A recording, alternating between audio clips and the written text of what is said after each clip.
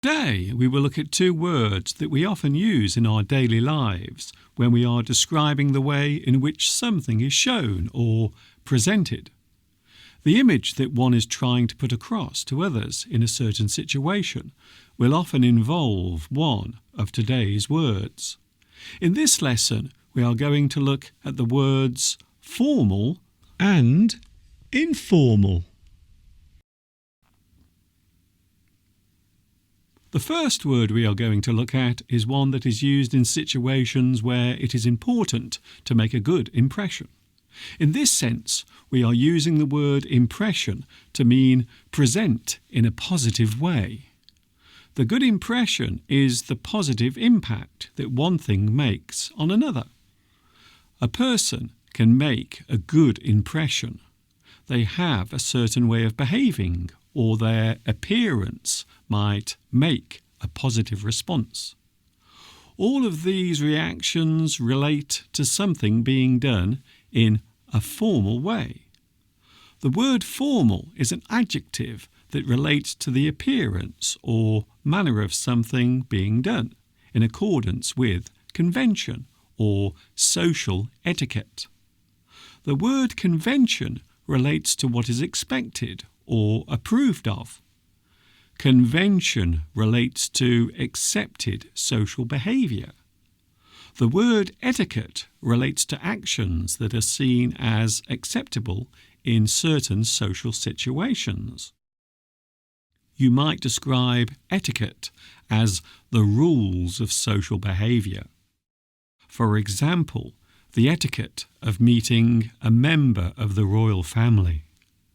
A certain standard of behaviour will be expected during that moment.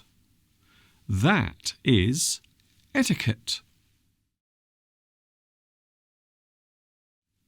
Something formal is proper, acceptable, approved and allowed. Certain types of clothing can be described as formal. That particular clothing will be worn during special social events. During a business meeting, those attending will wear formal clothing. A certain style that gives the impression of being professional. During a wedding ceremony, the guests will often dress in a formal way. Behaviour is also important when being in a formal situation. The way a person stands, the way they speak, and the words they use whilst speaking must be done in a formal way. Even whilst writing an email, it is often important to use formal grammar and acceptable phrasing. Next, we will have the word that is often described as the opposite of formal, when it is not necessary to present oneself in a strictly acceptable way. We can describe this as informal. To be informal means to be relaxed in one's appearance, manner, and general behaviour. Whilst at home, a person might dress informally. They will wear comfortable clothes that quite often would not be suitable for important social events.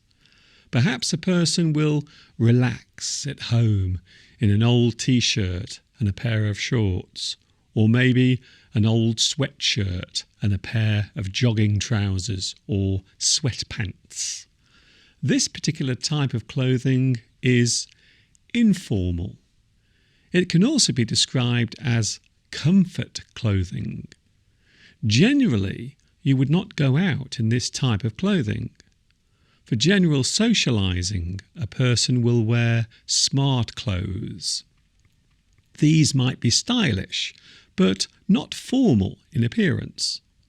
General clothing worn outside is often considered informal, but still looks smart. Something smart looks pleasant and gives the person wearing it a nice appearance. Of course, some people do enjoy wearing their relaxation clothes in a public place. Perhaps they are popping to the shops to buy something quickly. They don't bother changing their clothes. They go out as they are, wearing their old t-shirt and sweatpants. Certain types of clothing that is worn generally might not be acceptable in a situation where someone has to appear smart and formal. For example, you would not go to a job interview wearing a pair of jeans. This will present a negative image to the person interviewing you. Perhaps you are going to a party and you are unsure what to wear.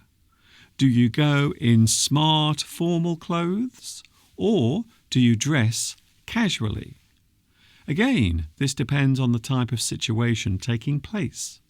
Sometimes there might be no strict clothing rule for that particular event. We often refer to this as a dress code. Basically, this refers to the type of clothing that must be worn at a certain time. The dress code is literally the rules of what clothing to wear for a certain situation. There might be a dress code at work. The employees must wear certain types of clothing during their working hours. This might be a suit and tie, or perhaps a uniform that clearly shows you are an employee of that company. Another use of formal occurs when we are writing. The way in which words are written down and sentences are constructed is very important when we are writing formally. Generally speaking, we will avoid using contractions or slang terms whilst writing a formal letter or email. It is often understood that the way in which writing is perceived by the reader can quite often lead to misunderstandings occurring. Formal writing is the best way to avoid any misunderstanding or confusion over what you are trying to say and the impression you are trying to make. The use of contractions and slang terms in formal writing will often give a bad impression to the reader. Because of this, it is always best to use appropriate grammar and avoid any use of colloquial phrases and abbreviations. You are trying to make a good first impression with your composition, and the only way you will do that is by choosing what you write and how you write it carefully. In general day-to-day emails and text messages sent between friends, it is generally acceptable to use informal English. Those who are familiar with each other are less likely to worry too much about the way in which they compose their messages. When writing to a company inquiring about a job vacancy, you must always use formal composition. No slang words, no contractions, and keep it professional. It is worth mentioning that there is a type of dress code that is a mixture of formal and informal. In a situation where the dress rules are relaxed but still not formal, we can describe the required clothing as being smart casual. This is a combination of something that looks smart but is also comfortable to wear. Nowadays, many companies will have a smart, casual dress code during their business meetings. This particular style of business fashion is becoming more and more popular these days, especially amongst men who are now wearing more casual-looking clothes instead of the professional-looking suit, white shirt and necktie. Generally speaking, we will normally accept informal behaviour on a day-to-day basis. We will often refer to it as informality. The informal manner or way of doing something or appearing can be described as informality. This noun describes a relaxed, friendly or unofficial style or nature. The absence of formality can be described as informality. You may have noticed that my English lessons often have formal and informal styles. Some of my videos are more formal in their appearance, whilst others are more relaxed and welcoming in their presentation style. Sometimes it is nice to see your teacher wearing smart, formal clothing. Other times it is refreshing to see your teacher wearing informal clothes and looking slightly more relaxed in their appearance. Which style do you enjoy watching me in?